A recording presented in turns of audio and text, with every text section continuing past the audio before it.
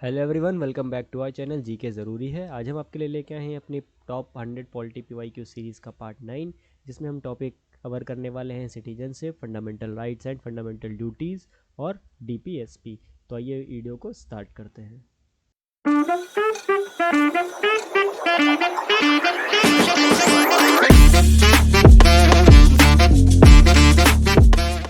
The first question is, if an Indian citizen is denied a public office because of his religion, which of the following fundamental right is denied to him? तो यदि किसी भारतीय नागरिक को उसके धर्म के कारण सार्वजनिक पद से वंचित कर दिया जाता है या तो उनमें से कौन सा निम्नलिखित मौलिक अधिकारों से उसे वंचित कर दिया गया है, ये आपको बताना है। तो ऑप्शंस हैं right to freedom, right to equality, right to freedom of religion या फिर राइट अगेंस्ट एक्सप्लॉयटेशन। तो इसका राइट आंसर हो जाएगा हमारा राइट टू इक्वालिटी। तो अगर हम किसी को भी कोई पब्लिक ऑफिस अटेंड करने से रोक रहे हैं just because of his religion, तो हम उसका जो राइट टू इक्वालिटी है उसका हनन कर रहे हैं। तो next question, any dispute regarding the violation of fundamental rights can be presented. मौलिक अधिकारों के उल्लंघन से संबंधित कोई भी विवाद प्रस्तुत किया जाता है किस में? In the Supreme Court only, in the High Court only, either in the Supreme Court or in the High Court, या फिर first in Supreme Court and then in the High Court. तो the right answer will be option C, either in the Supreme Court or in the High Court. Next question, who is competent to prescribe conditions as for acquiring Indian citizenship. तो भारतीय नागरिकता प्राप्त करने के लिए जो शर्तें निर्धारित करता है वो इनमें से कौन है? ऑप्शंस हैं पार्लियामेंट, स्टेट लेजिस्लेचर, प्रेसिडेंट या फिर attorney general, and the right answer will B parliament. Next question, a person can become a citizen of India even if born outside India if his her. तो कोई व्यक्ति भारत से बाहर पैदा होने पर भी भारत का नागरिक बन सकता है अगर father is a citizen of India, mother is a citizen of India, father is a citizen of India at the time of the persons birth, या फिर फादर और mother is a citizen of India at the time of persons birth.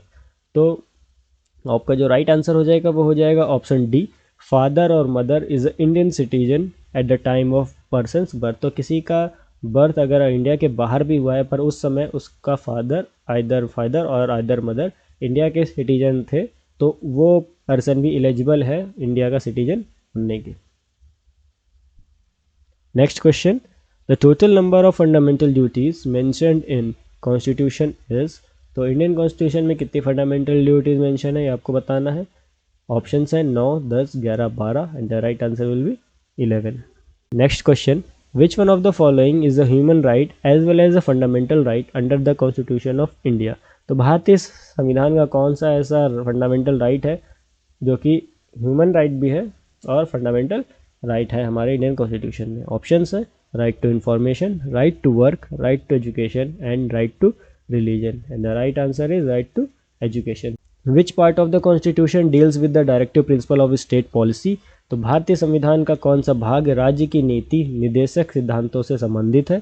आपके options हैं part 3, part 4, part 5 या फिर part 2, and the right answer is part 4। Next question, which article of the Constitution envisages free and compulsory education for the children up to age of 14 years? तो संविधान का कौन सा ऐसा अनुच्छेद है जो बच्चों के लिए 14 वर्ष की आयु तक निःशुल्क एंड अनिवार्य शिक्षा की परिकल्पना करता है? ऑप्शंस हैं आर्टिकल 45, आर्टिकल 19, आर्टिकल 29 या फिर article 32, and the right answer is article 45। Next question, under which article of the constitution are the cultural and educational rights are granted. तो संविधान के किस अनुच्छेद के अंतर्गत सांस्कृतिक एवं शैक्षणिक अधिकार दिए गए हैं? ऑप्शंस हैं आपके article 29, article 31, article 29 and 32, article 29 and 30 या फिर article 30 and 31, and the right answer is article 29 and 30। तो the next question is the enforcement of directive principle depends most on. तो DPSP का इन्फोर्समेंट हो तो ये सबसे ज़्यादा किस चीज़ पर निर्धारित करता है? The court, option B the an effective opposition in the parliament, option C resources available to the government या फिर पब्लिक कॉर्पोरेशन। तो इसका राइट आंसर हो जाएगा हमारा option C, resources available to the government. Thank you so much for watching the video. अगर आपको video पसंद आया तो kindly like share and subscribe. आपको इस वीडियो की पीडीएफ हमारे टेलीग्राम चैनल @GK ज़रूरी मिल जाएगी। और जिन्होंने अभी तक इस चैनल को सब्सक्राइब नहीं किया है, काइंडली सब्सक्राइब। आपके सब्सक्रिप्शन से मोटिवेशन मिलता है कि हम और भी ऐसी वीडियोज़ आपके लिए लाते रहें। तो thank you so much again. मिलते हैं इस वीडियो के अगले पार्ट और आखिरी पार्ट के साथ, पार्ट 10। Thank you.